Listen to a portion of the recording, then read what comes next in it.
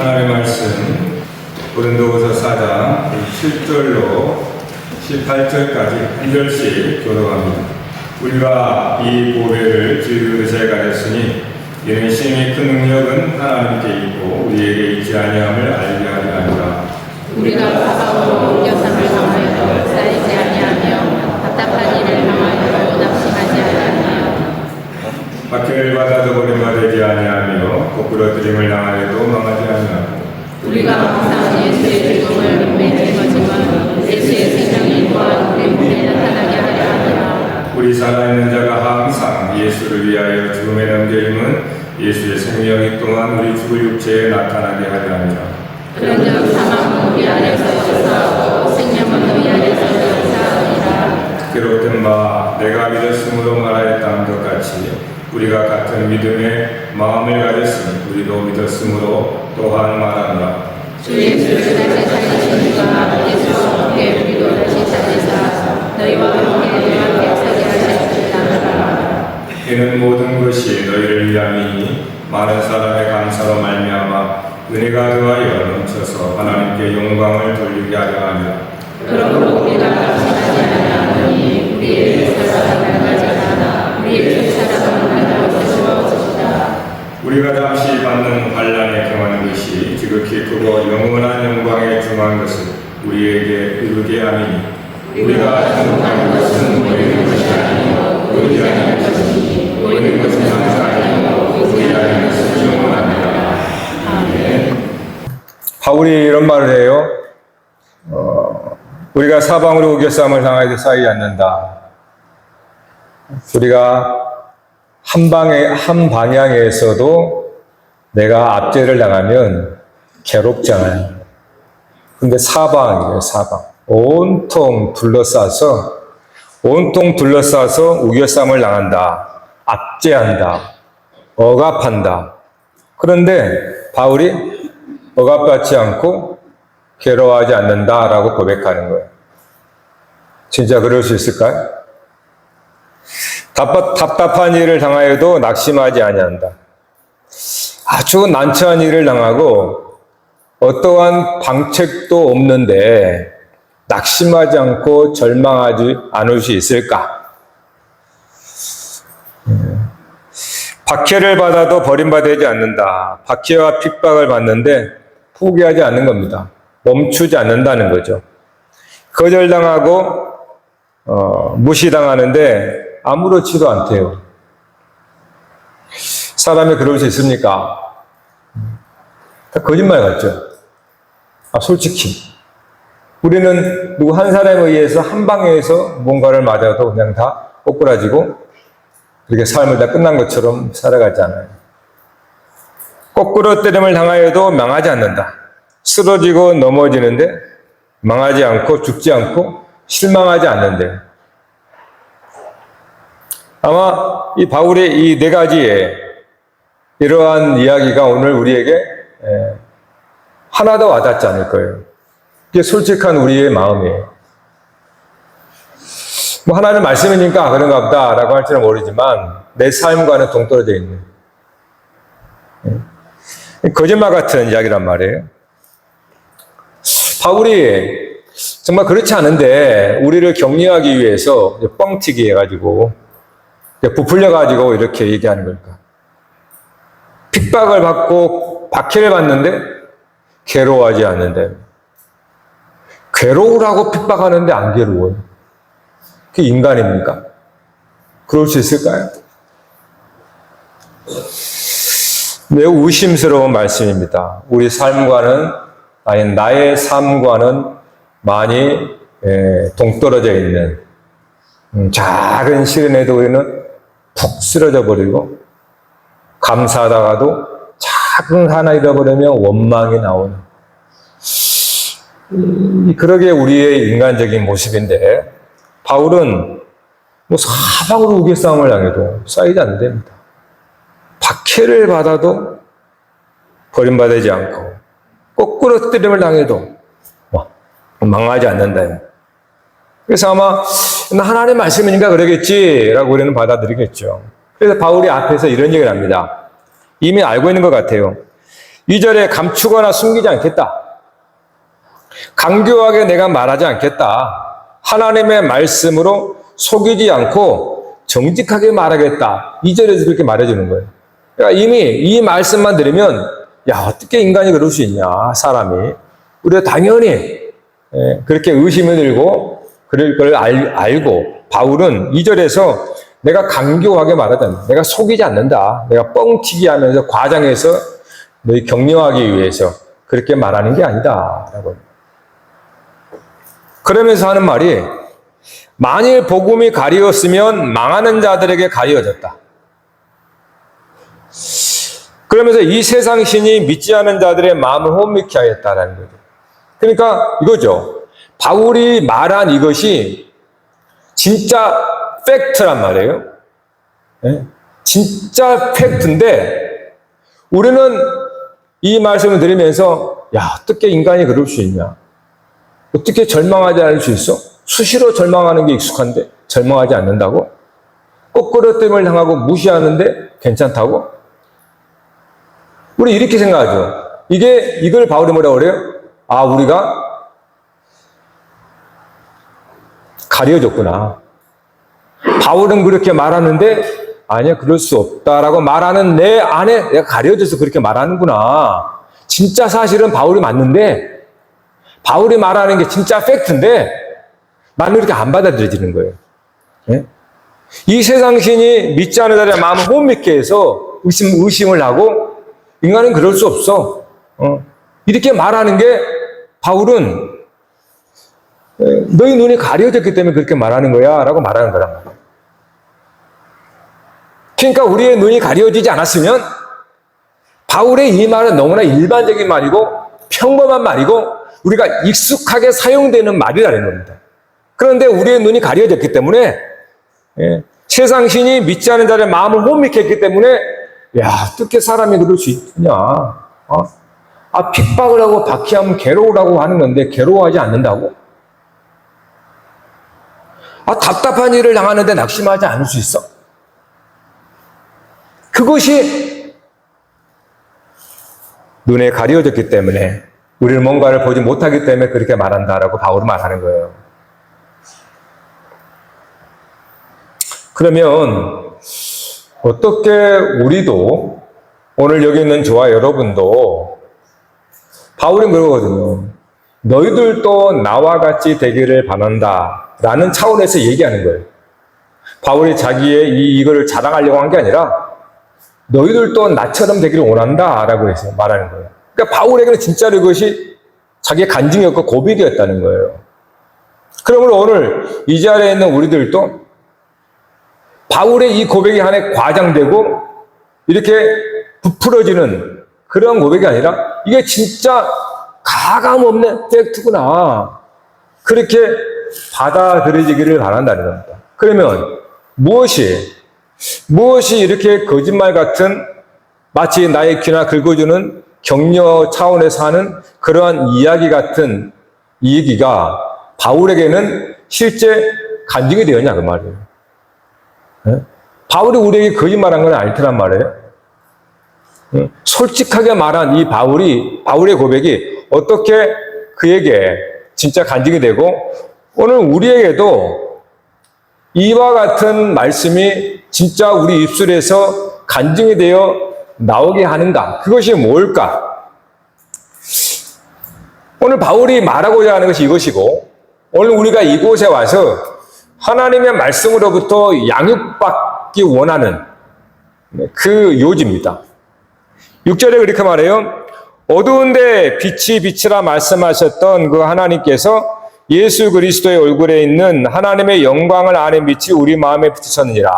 자, 바울이 지금 우리가 진짜 거짓말 같은 이러한 이 말씀이 어떻게 실제 바울의 간증이 되었는가 그것에 대해서 그 원인을 얘기하는 겁니다. 그 이유는 뭐냐 하면 어두운 데서 빛이 비치라. 창세기 1장 3절을 보면 하나님이 창조할 때에 흑암 가운데 있었잖아요. 2절에서. 3절에 빛이 있으라 하시니 빛이 있었고 빛과 그러니까 낮과 빛과 어둠이 나뉘어졌다 그럽니다.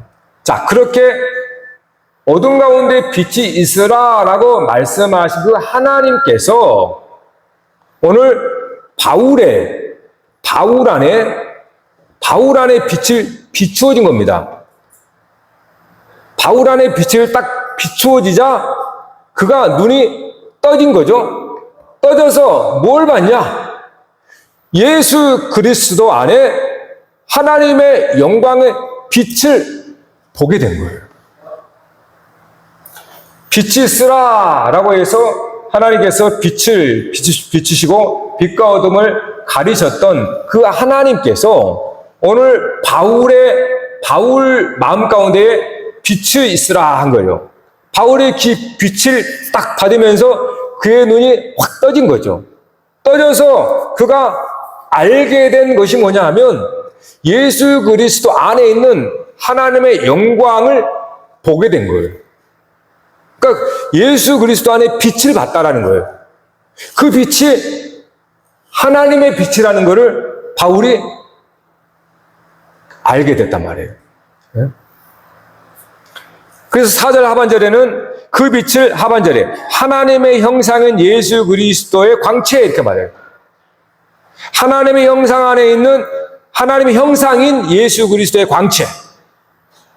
그 예수 그리스도 안의 광채를 딱 보자 바울은 바로 그 자리에서 무릎을 확 꿇습니다. 그러면서 주여 이렇게 말해요. 주님, 쾌리 없어요. 여러분, 우리가 주님 할 때 여러분 의지로 하는 거 아닙니다. 죄송하지만 내가 주님이 주님인 것 같으니까 내가 의지로 주님이라고 부르겠습니다 라고 하는 건 아니에요. 이거는 본능적으로 돼버린 겁니다. 바울의 눈이 확 떠져버리니까 그냥 무릎 꿇어버리는 거예요. 왜냐하면 본래는 예수는 누굽니까? 바울의 원수잖아요. 자기 유대교의 하나님을 모독했던 기독교를 원수로 삼았잖아요. 그래서 기독교를 다 잔멸하려고 바울이 앞장선 거 아닙니까? 십자가에 죽은 예수는 마귀요 이단의 계시였단 말이에요. 그래서 그 도당들을 다 잡아들이려고 바울이 앞장선 거 아닙니까? 그런데 바울이 하나님의 빛으로 그의 눈이 떠져서 그가 죽이려고 했던 예수가 하나님의 아들 그리스도라는 빛을 보게 된 거예요. 그러자 그는 그 앞에서 무릎 확 꿇어버립니다. 그리고 주여. 이거는 우리가 이해하고 의지적으로 하는 거 아니에요. 하나님 앞에 서면 누구나 다 그렇게 무릎 꿇게 되어 있습니다. 빛 때문에 그래요, 빛 때문에. 이 빛도 하나의 비유적인 표현인데 도대체 빛이 뭘까 하는 거예요. 이렇게 생각해 봅시다. 여러분 깜깜한 어두운 방에 여러분 성경을 보고 있어요. 바울이 그런 겁니다. 바울이 율법을 보고 있어요. 근데 그걸 어떻게 표현했냐면 깜깜한 방 안에서 성경을 보고 있는 겁니다. 그게 바울의 모습이에요. 캄캄한 방 안에서 성경을 보고 있어요. 그런데 조명이 확 켜진 겁니다. 성경을 보고 있다 말고 깜짝 놀라버리는 거죠. 내가 그동안에는 어둠 속에서 성경을 보고 있었던 거예요. 어둠 속에서. 그거를 찰떡까지 믿고 사는 겁니다. 이거야. 이 율법은 이거야. 그렇게 사는 거죠. 그래서 예수를 죽이고 예수에 믿는 사람들을 다 싸잡아 죽이는 게 나는 이 율법을 그렇게 알고 믿기 때문에 그래. 그렇게 한 거예요. 그런데 빛이 조명이 확 켜져버린 거예요. 확 켜졌는데 딱 말씀해 보는 건 뭡니까? 네가 주일한 예수가 하나님이야.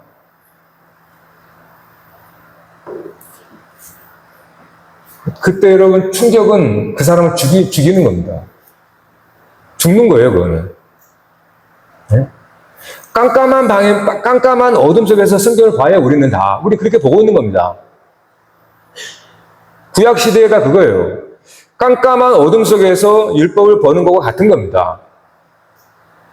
그렇게 살다가 어느 날 조명이 확 켜져 버린 겁니다. 근데 내가 보고 있는 성경이 이제는 진짜로 그 참 뜻이 드러나 버린 거예요. 그래서 예수는 유대교의 원수인 줄 알았더니 원수가 아니라 하나님의 아들 그리스도라는 거예요. 메시아라는 거예요. 저들이 그토록 갈망하고 바라고 대망하는 메시아라는 것을 성경을 통하여서 그가 봐버린 거예요.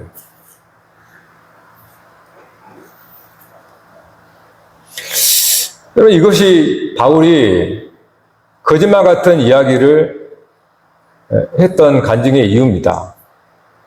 뭘 알아버렸습니까? 예수 그리스도를 알아버린 거예요. 예수를 알아버린 거예요, 예수를. 그래서 오늘 말씀은 전체적인 분위기가 굉장히 어둡잖아요. 뭐 사방 노개쌈을 당하고 뭐 괴롭힘을 당하고 거절 당하고 심지어 더 나가서 항상 예수의 죽음을 내 몸에 짊어진다고 그러니 또 살아있는 자가 항상 예수를 위하여 죽음에 넘겨지는 거 이렇게 말하니까 계속 그러니까 분위기는 굉장히 어두운데 근데 굉장히 밝잖아요. 굉장히 어두운데 죽음을 말하니까 굉장히 어두운데 이상하니 가벼워요.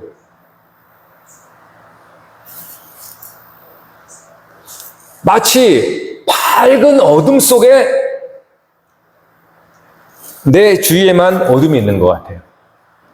물론 그럴 수는 없죠. 물리적으로는. 근데 그런 느낌이라는 거예요.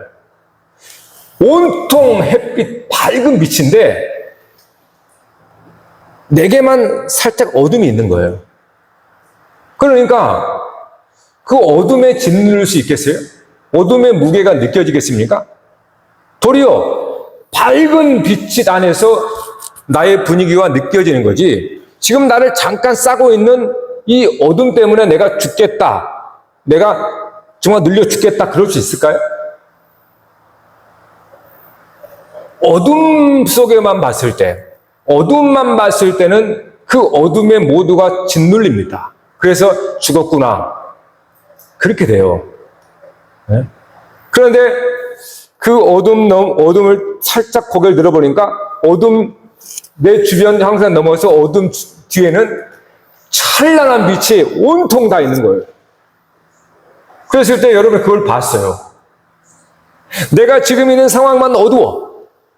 근데 그걸 살짝 고개 들어보니까 온통 휘황찬란한 햇빛과 빛 가운데 딱 있는 거예요.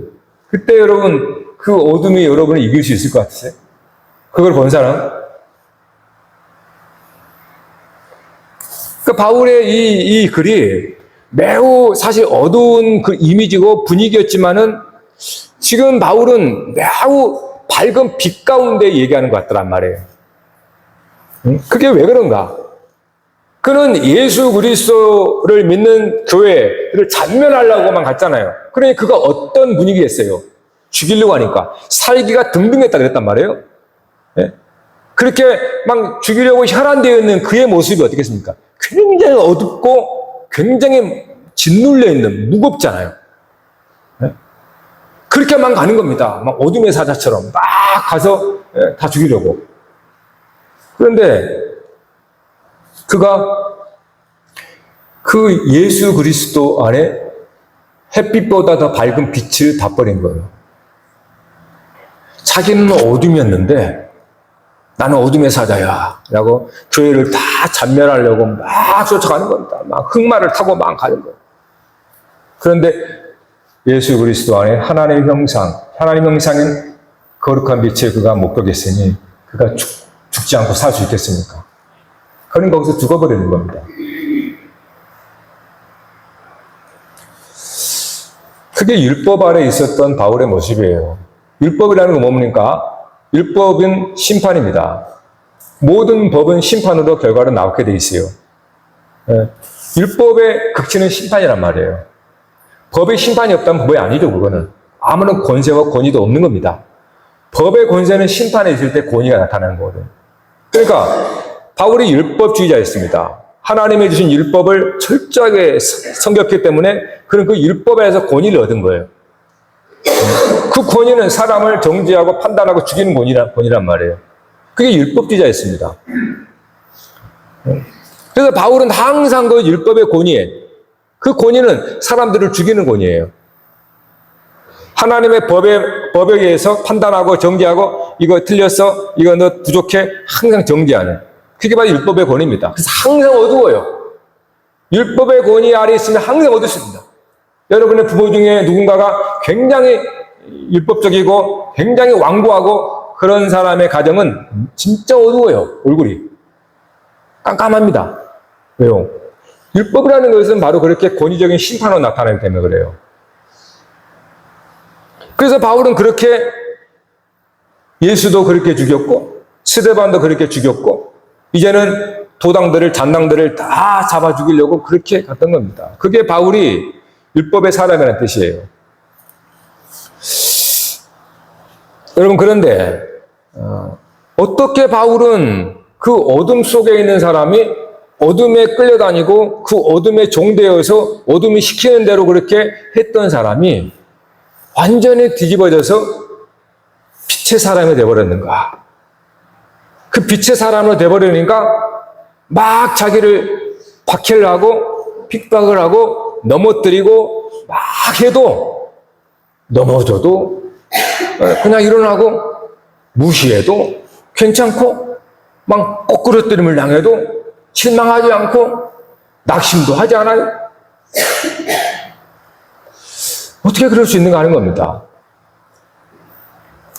바울이 예수 그리스도를 통해서 본 것이 그 원인, 이유입니다. 여러분, 율법이라는 것은 죽음이 가장 큰 절대적인 권위라고 그랬잖아요. 율법의 가장 극치는 심판입니다. 심판은 죽음을 말해요. 네.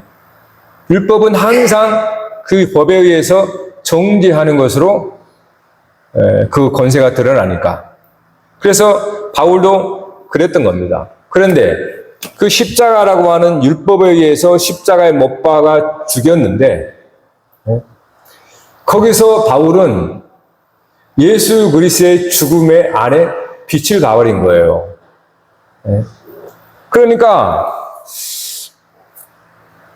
죽음이 뭔지 이해된 겁니다.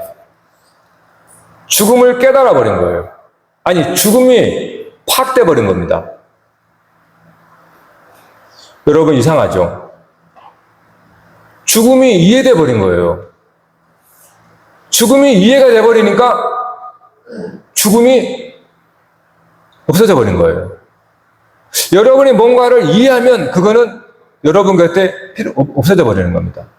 내가 모를 때 계속 그건 내 앞에 있어요. 여러분이 뭔가를 파악해 버리면 그건 없어져 버려요. 그와 같아요, 여러분. 여러분, 어둠이라는 건 그겁니다. 어둠은 하나의 베일이에요, 베일. 커튼. 죽음이라고 하는 이 정체가 어둠이라고 하는 커튼 속에 있는 겁니다. 어둠이라고 하는 베일 뒤에 이 죽음이 있어요. 죽음은 절대로 자기 정체를 드러내지 않습니다. 그래서 모든 사람들은 죽음 앞에 다 두려워하게 되어 있는 거예요. 죽음은 어둠이라는 베일 속에 갇혀 있습니다. 그래서 그 어둠은 모든 걸 지배하게 되어 있어요. 그 어둠 속에 있는, 특별히 죽음이죠. 성경에는 빛과 어둠을 얘기하고 죽음과 생명을 얘기한단 말이에요. 그러므로 죽음은 이 어둠이라는 베일 속에 있기 때문에 사람들은 죽음을 모릅니다. 감춰져 있으니까. 그러니까 그 죽음을 모르니까 이 죽음의 공포와 두려움 가운데 지배를 하는 거예요. 네? 바울이 그와 같은 겁니다. 그런데 조명이 확 켜져 버렸어요.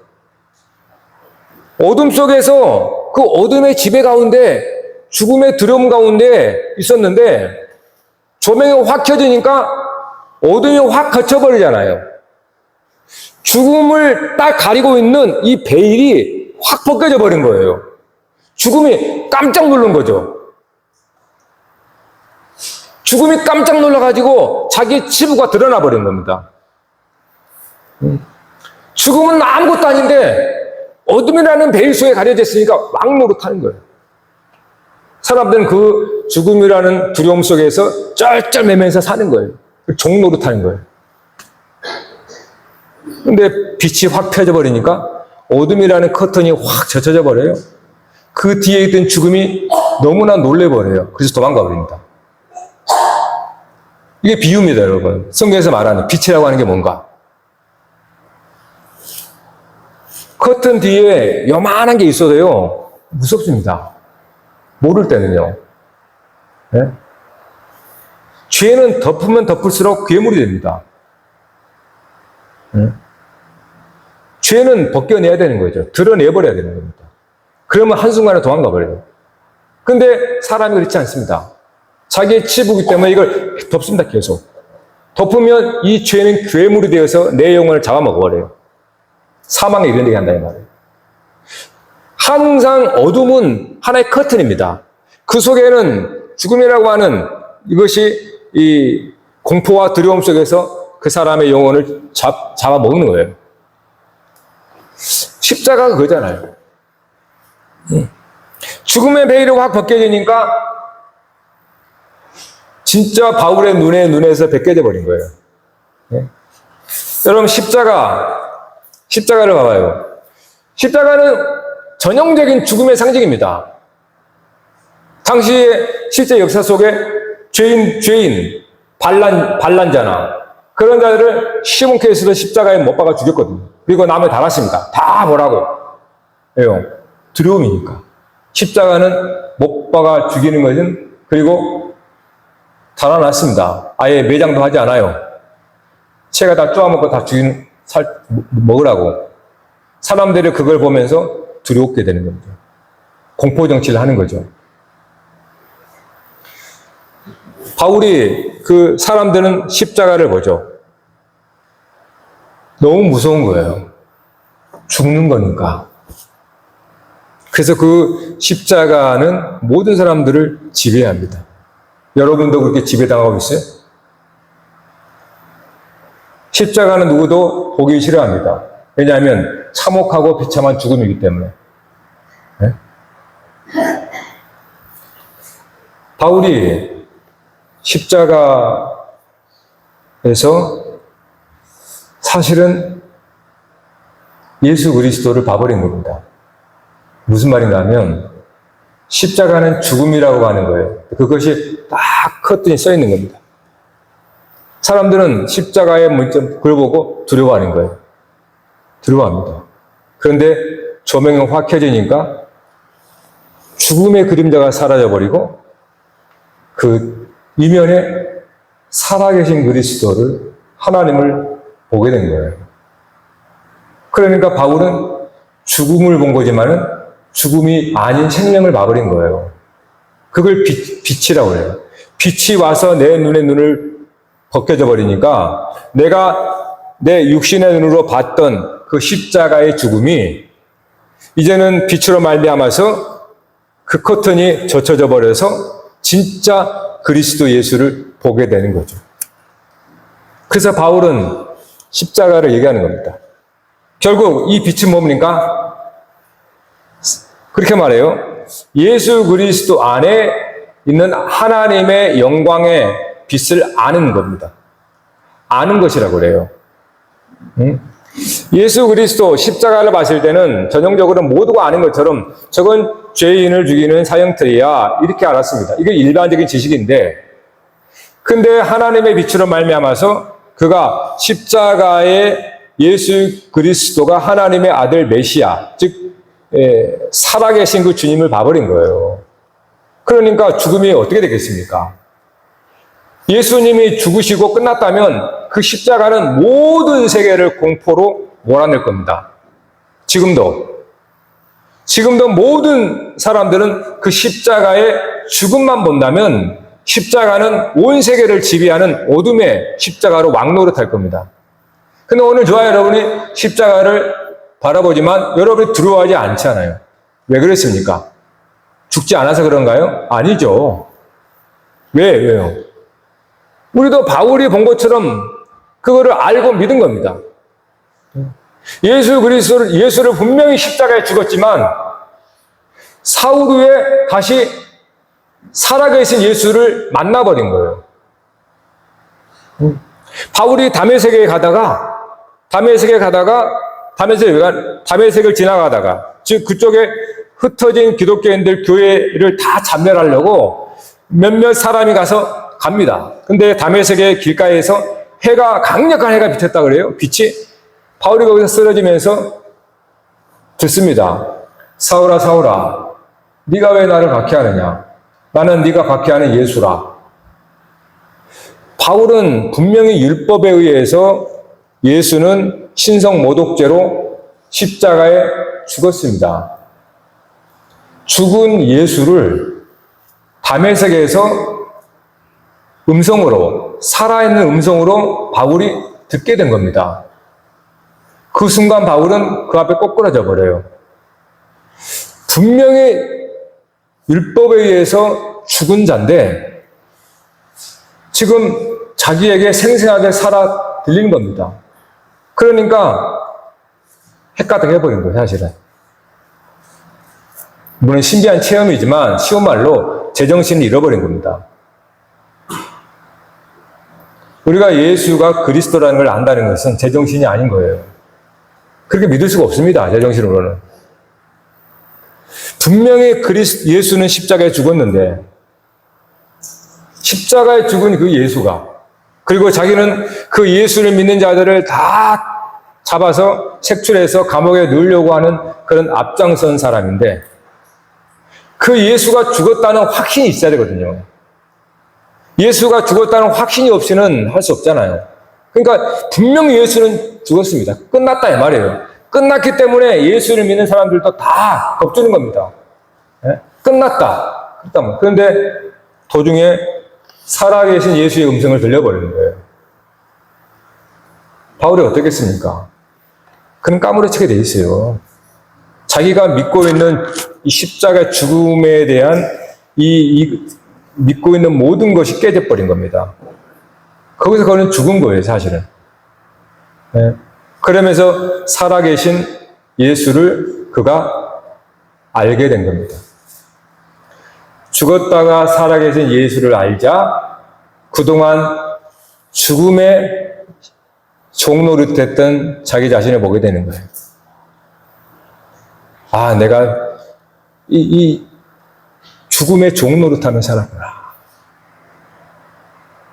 예수 그리스도의 부활, 살아계신 하나님을 내가 만나지 못하면 우리는 죽을 때까지 어둠의 종노릇합니다. 여러분, 살아야 합니다. 살려면 현존하신 예수의 음성을 들어야 됩니다. 그렇지 않으면 이거는 생명과 죽음의 문제예요. 네. 그렇지 않으면 우리는 어둠 속에서 어둠에 짓눌려서, 네? 이 죽음이라고 하는 어둠 속에 짓눌려서 우리는 살아가기가 너무 불행스러워요. 바울이 그렇게 어둠의 왕이었잖아요. 율법을 가지고 다 막 정지하고 판단하고 죽이고 싸우고 막 그런 사람이 어떻게 인생이 바뀌어버렸냐고 하는 거예요. 그건 죽음이 이해돼 버린 겁니다. 죽음이 뭔지를 파악돼 버린 거예요. 죽음이 이해돼 버리니까 그에게는 아무런 제재를 할 수가 없어요, 죽음이. 내가 너를 아는데, 그렇잖아요. 모르면 굉장히 두렵잖아요. 죽음이 뭔데? 죽음아 와라.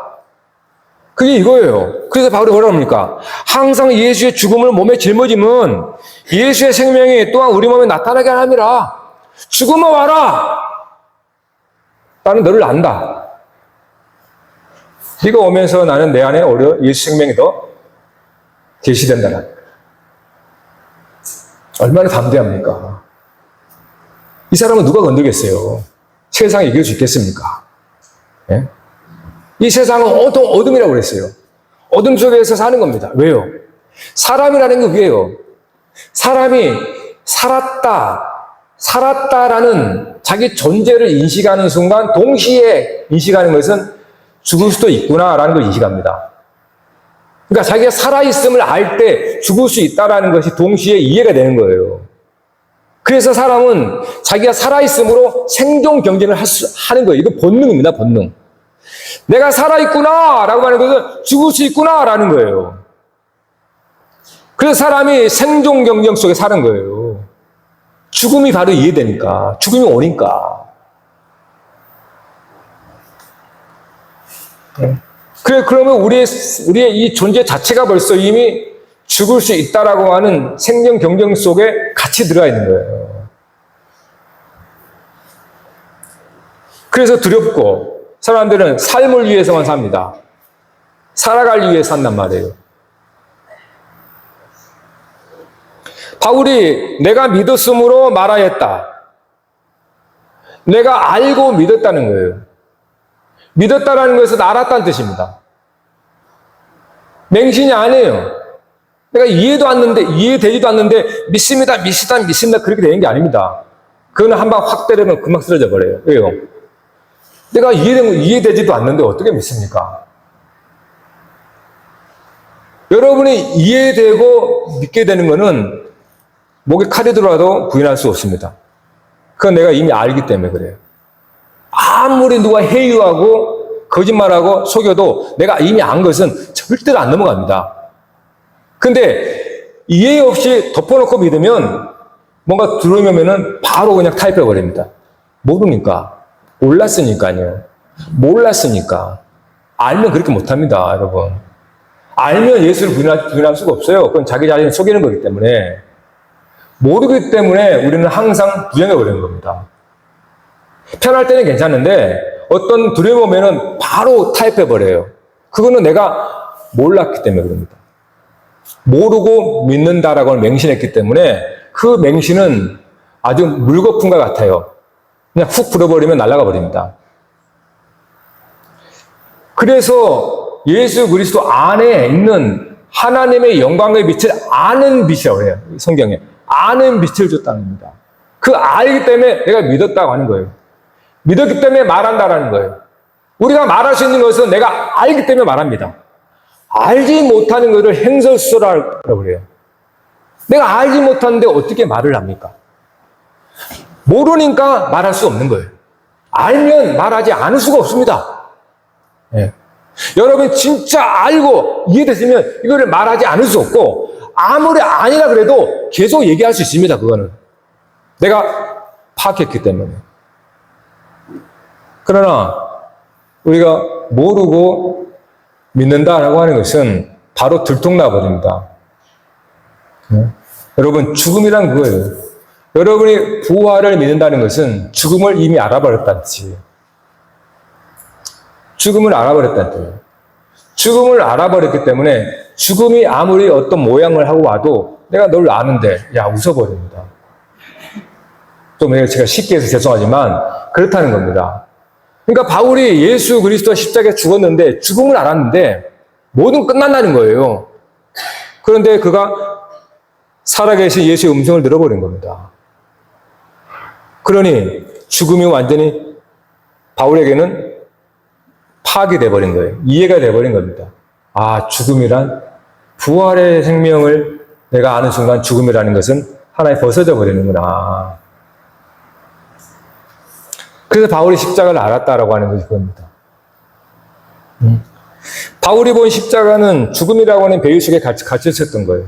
그런데 부활은 하나의 빛처럼 딱 빛을 비춰버리니까 바울은 예수를 알게 된 거죠. 그래서 이렇게 말하죠. 내가 그리스도와 함께 십자가에 못 박혔습니다. 바울은 아무렇지 않게 얘기해요. 예수만 십자가에 못 박힌 게 아니고 내가 예수와 함께 십자가에 못 박혔습니다. 나는 죽었습니다. 나는 죽었습니다. 라고 말하는 것은 나는 살았습니다. 라고 하는 말이에요. 바울은 십자가를 통해서 그거를 봤던 겁니다. 죽음만 봤다가 그래서 십자가 두려웠는데 살아계신 예수의 음성을 들어버린 거예요. 그러므로 십자가는 우리를 죽게 하는 것이지만 다시 살게 하는 것이구나 라는 것을 믿어지게 된 거예요. 그래서 바울은 내가 그리스도와 함께 십자가에 죽습니다. 아니 매일매일 나는 죽을 거야. 나는 매일 죽을 거야. 이렇게 공언을 합니다. 왜요? 바울은 십자가의 비밀을 알아버린 거예요. 죽음의 베일에 쌓인 십자가의 비밀을 알아버린 거예요. 하나님은 이와 같이 우리 가운데 오셔요. 아니, 본래 하나님은 한 분이신데 우리가 그렇게 두 얼굴로 느낍니다. 구약시대의 하나님은 율법의 하나님으로 나와요. 율법의 무시무시한 심판의 하나님. 이스라엘 백성들의 역사를 봐봐요. 무지한 심판과 징계와 막 멸망과 죽이고 이런 일이 벌어져요. 하나님의 율법으로. 이렇게 율법의 하나님을 만납니다. 두려워서 떠는 거예요. 그러다가 신약의 하나님이 예수 그리스도 안에서 하나님을 만난 거예요. 그 하나님은 죄로 말미암아 심판받아 죽은 자를 살리시는 인자하고 우리를 용납하고 우리의 죄를 모두 용서하고 우리에게 은혜를 베푸고자 하는, 우리에게 영원히 함께 살고자 하는 아버지 하나님을 만나버린 겁니다. 그러니 사도 바울이 어떻게 바뀔 수 있겠어요? 하나님이 바뀌어버리니까 바울도 바뀌어버린 거예요. 구약의 하나님이 생겼을 때는 늘 율법에 찌들었고 율법을 범하면 안 돼. 항상 율법적으로 어둠 가운데 살았지만 예수 그리스도 안에서 하나님을 만나니 그는 은혜의 풍성함이 되어버린 거예요. 뭐든 나와 달라도 다 포용됩니다. 이방인도 다 포용합니다. 죄인들도 괜찮아. 여자들도 괜찮아. 남자도 괜찮아. 다 괜찮아. 다 포용해버린 거예요. 은혜와 자비가 풍성한 하나님을 그가 보았기 때문입니다. 여러분, 오늘 저와 여러분 우리의 삶에는 각자의 캐릭터가 있습니다. 저 또한 마찬가지예요. 매우 완고하고 매우 반듯반듯하고 틀리면 안 돼. 그럴 때 여러분 자신이 내가 율법에 가까웠구나. 사람들을 살리는 게 아니라 사람들을 옥죄고 사람들을 짓누르고 사람들을 이렇게 하는구나. 은혜의 하나님을 만나는 겁니다. 그렇게 기도해야 되는 거예요. 그래서 오늘 바울이 마지막에 이렇게 말해요. 그러므로 우리가 낙심하지 않으니 우리의 겉사람은 낡아지나 우리의 속사람은 날로 새로워지도다. 내가 주목하는 것은 보이는 것이 아니요 보이지 않는 것이니 보이는 것은 잠깐이요 보이지 않는 건 영원합니다. 바울이 십자가를 봤는데 이전까지는 보이는 것만 봤어요. 십자가는 죽음이니까. 죽음만 보니까 너무너무 두려운 거예요. 우리가 다 십자가를 지기 싫어하잖아요. 왜요? 그것만 보니까. 십자가는 힘들어. 십자가는 나를 괴롭게 하는 거야. 십자가 지는 것은 너무 고통스러워. 그것만 보니까 십자가 있으면 피해버린 겁니다. 자꾸 피해버린 거예요. 피해버리고. 보이는 것만 보니까. 근데 바울이 뭐라고 그래요? 보이는 것이 잠깐이요. 보이지 않는 건 영원하다. 바울은 그 십자가에 보이는 것만 봤을 때는 늘 두려움 속에서 율법이 시키는 대로만 그렇게 하기 싫어도 해야 됐고 억지로 해야 되고 그렇게 했습니다. 그런데 그 보이는 것 이면에 보이지 않는 인자하시고 은혜가 풍성하신 그리스도를 통하여서 우리에게 얼굴을 비춰주시는 하나님의 얼굴을 보자. 그는 얼굴이 바뀌는 겁니다. 사랑하는 성도 여러분, 여러분의 얼굴이 바뀌는 거예요. 우리가 본 하나님의 얼굴이 아주 율법적인 하나님을 본 사람은 자기도 그렇게 닮아가요, 얼굴이.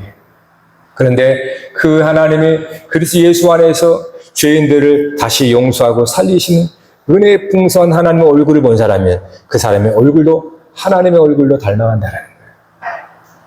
여러분, 진실로 우리는 봐야 합니다. 그리고 정말로 공부해야 됩니다. 그냥 덮어놓고 믿지 마세요. 맹신하지 마세요. 그건 우상을 섬기는 것과 똑같습니다. 우리는 정말로 십자가를 볼 때 십자가는 혐오스럽지만은 그러나 그리스도께 살아나셔서 우리 가운데 오신 그 십자가를 보세요. 그럼 거기에는 생명이 있습니다. 바울의 전한 복음 예수는 그리스도다. 그런데 또 그리스도는 예수다. 끝으로 여러분, 우리는 예수 그리스도라고 그래요. 근데 성경에 보면 또 그리스도 예수라고 그래요. 이게 또 뭐야? 예수 그리스도는 뭐고 또 그리스도 예수는 이렇게 말하지? 뭔가 뜻이 있지 않을까요? 말씀 생각하다가 번뜩 하나님께서 영감을 주신 거 있어요. 예수 그리스도, 예수는 그리스도입니다. 인간 예수가 그리스도입니다라는 뜻이잖아요. 그리스도 예수, 그리스도의 메시아라는 뜻이 하나님의 아들, 하나님의 아들 예수라고 말하는 거예요.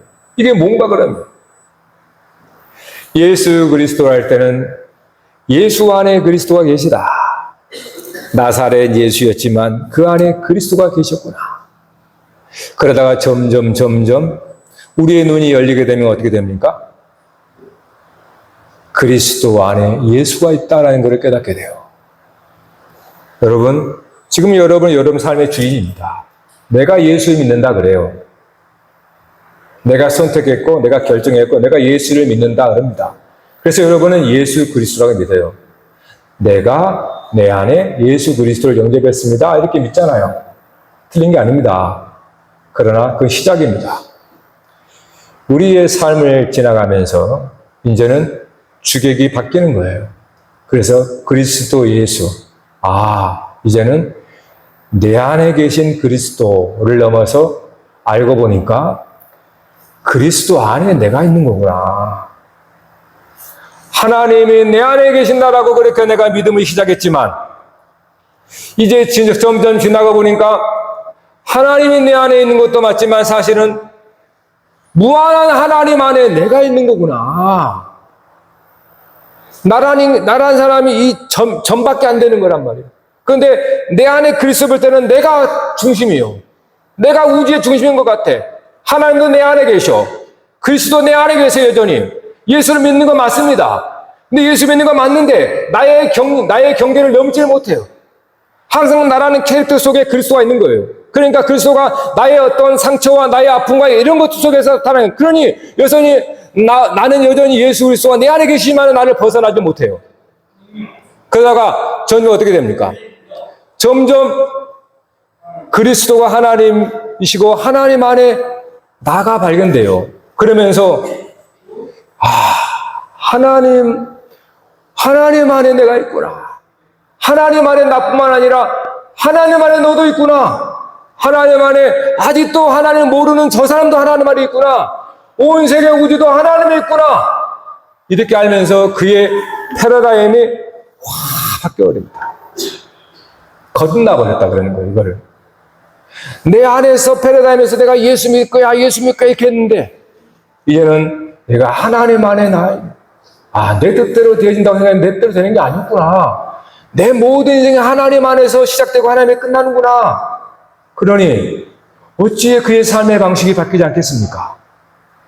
어찌 패러다임이 바뀌어버렸는데 어찌 안 바뀔 수 있겠어요? 나란 것은 오히려 나를 지키는 것은 내 안에 그리스도를 가둬버리는 이 따끔한 이 점밖에 안 되는 내 인생 속에. 그런데 나를 버리면 하나님 안에 저와 여러분이 있다면 거기에 하나님의 법이 통하고 하나님의 나라가 있고 하나님의 은혜와 사랑이 있다면 그것이 모든 세계를 평화롭게 만들어가는 겁니다. 여러분, 오늘 저와 여러분이 그런 사람입니다. 하나님은 최초의 사람을 만들 때 하나님의 형상과 모양으로 만들었다고 했어요. 형상은 형체입니다. 형체. 모양은 하나님의 영이에요. 하나님의 영을 보러 넣어진 거죠. 사람이 원래 그렇게 지어진 겁니다. 그런데 죄로 말미암아서 하나님을 잃어버린 거예요. 하나님은 늘 항상 함께 있음에도 불구하고 자기는 나 혼자 산다고 얘기하는 거예요. 나 혼자 주인 돼서 내 마음대로 살겠다는 거예요. 그러다가 빛이 비치니 항상 하나님은 나와 함께 하였다는 것을 보게 된 겁니다. 사랑하는 성도 여러분, 하나님의 말씀을 통해서 진리가 여러분을 자유케 하니 진리 가운데 정말로 자유하십시다.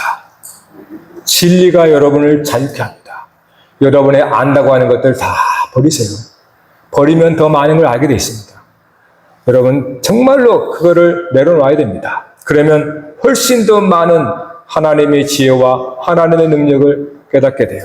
그래서 여러분을 사는 동안 정말로 진리 안에서 자유케 된 믿음의 삶을 살기를 주의 이름을 축복합니다. 기도하겠습니다.